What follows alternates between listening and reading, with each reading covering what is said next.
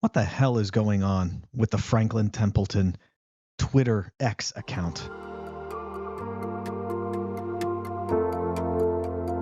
Welcome back, everyone. Last week, as we all know, the Bitcoin ETFs were approved and started trading, and well, Franklin Templeton decided to update their profile picture, as you can see, with the laser eyes. And of course, a whole bunch of Bitcoiners got excited about it. I'm not going to leave myself out of it. I actually posted the "one of us" GIF and then immediately deleted it because essentially a comment that I saw further in the thread had to do with Web3. And that right there, I know that this is just, it's all LARPing, right? It's the laser eyes because of Bitcoin.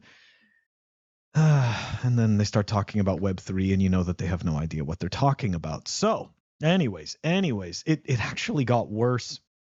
It actually got worse. And then we started to see this stuff a couple of days ago. Ordinals and layer 2 solutions on Bitcoin shouldn't be ignored. These are vital to solving Bitcoin's economic security problem and increasing BTC's utility as a store of value. That's not true. That's not true at all. I mean, look, the reality is that adding a bunch of features that have nothing to do with money or transacting value under the guise of creating more utility and making it a better store of value, that I'd like to say I'm surprised, right, by a financial institution, but none of us are better than our incentives. And let's be honest, if you think for a second that the investment banks don't know that they can make money out of absolutely nothing with shitcoins, you're being naive. They create money out of thin air already. Like, what makes you think they don't know about this? It's not like it's some big secret, you know? So yeah, so this doesn't surprise me. And of course, Bitcoiners, right, in our typical fashion, obviously started to answer back. Anyways, let's continue, because this actually gets worse. This is their timeline, okay? This is their timeline. We believe as blockchains improve in fees and performance, the potential use cases that are unlocked grow exponentially. Improving the economics and experience for the end user cannot be overstated. This is just words. This is just random words. There is no universe, okay? There is no universe or plane of existence where a slower database that is hampered, right? Hampered by perceived decentralization is somehow better for a company and its users.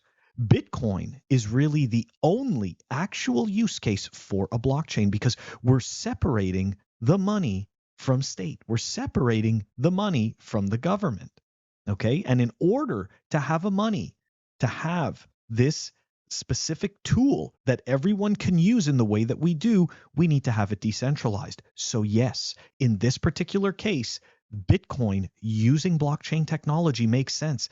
But like I said, there's no plane of existence where this matters for a fucking company, okay? If you worked with databases, you know that this makes no sense. A corporation is served best by a database that can be queried, searched very, very quickly and provide quick results. The faster it can search, the faster the results appear, the more efficiently everyone is supposed to be able to do their work. There's no reason for this crap. So don't think for a second that these people don't know that. And okay, fine.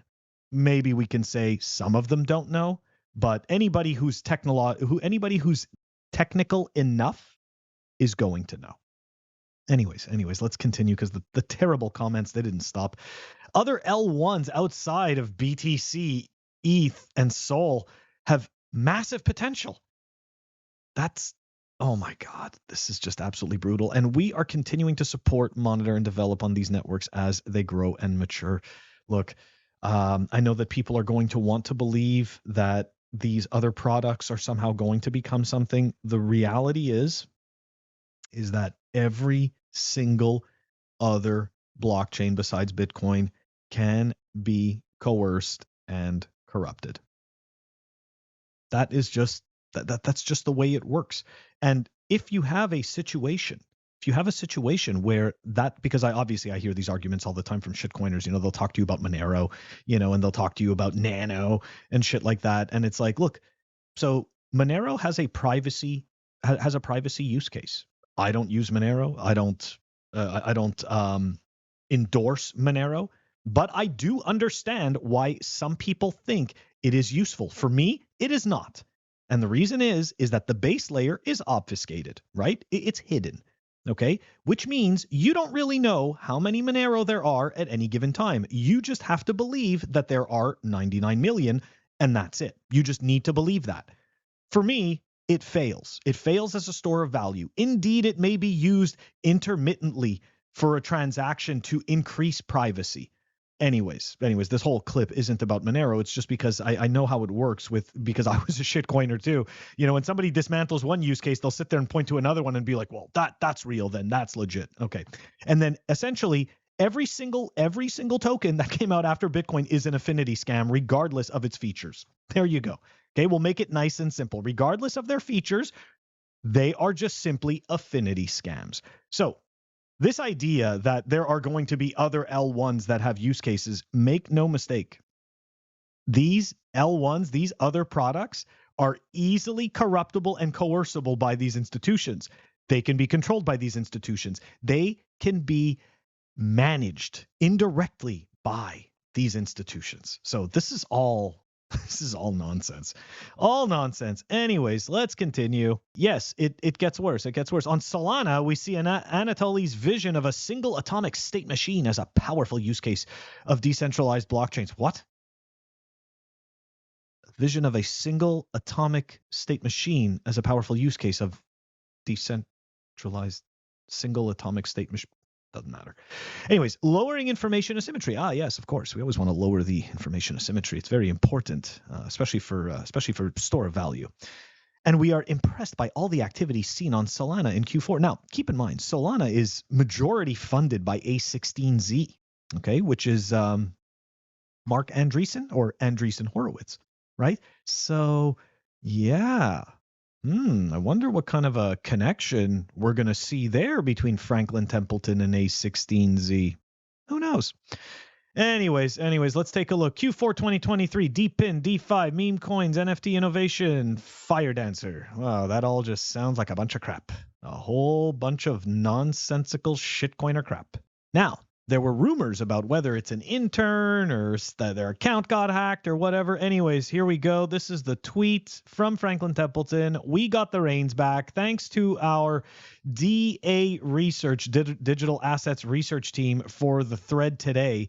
Please follow our FTI DA account for more updates from our digital assets team. Okay, so yeah, so they've created a completely separate account in order to shill you shitcoins and talk about shitcoins. Anyways, okay. So yeah, what do we think? Do we think this is an intern? No, I don't think this is an intern. Do we think that this is something that Franklin Templeton is taking seriously? No, I don't think that their social media is something that they take seriously. This is something that people who spend their time on social media take seriously. But look, at the end of the day, these are financial institutions. They don't give a shit about freedom money. They don't care about the same things as you and me. Indeed, you may have some people that work for the bank that hate their lives and realize that they are working for the enemy, and deep inside they're stacking sats. Absolutely, there are those people. Okay, there are those individuals. Unfortunately, for the majority, those individuals are not going to be changing. They're not going to be changing the mantra of the company, right? And it's just a corporation, right? It's a corporation. They are marketing a product. They've put a lot of time into this Bitcoin ETF. They are marketing a product. They are trying to get eyeballs. They are doing what they need to do in order to sell their product. None of these financial institutions are going to be Bitcoiners the way that I shouldn't say we, but that some people would like to imagine them to be. Okay. Franklin Templeton is just hopium. BlackRock is just hopium. All of this stuff is just hopium. I want to believe better things, right? I want to believe that these people care. I want to believe that these institutions truly want to change the way things are, but that's just nonsensical bullshit. Why would you create a scenario that removes power from you? Why would you create a scenario that puts you not in charge? Why would you create a scenario that makes you not as wealthy and powerful as the next person, if not more? Like it's like you wouldn't choose a scenario that makes you lose. So why would anyone think that these institutions are here for anything other than their own survival and profitability? Anyways, guys, let me know what you think. Put it in the comments. That is the end of the clip for today. I hope you guys have a great weekend, and I will catch you all on Monday.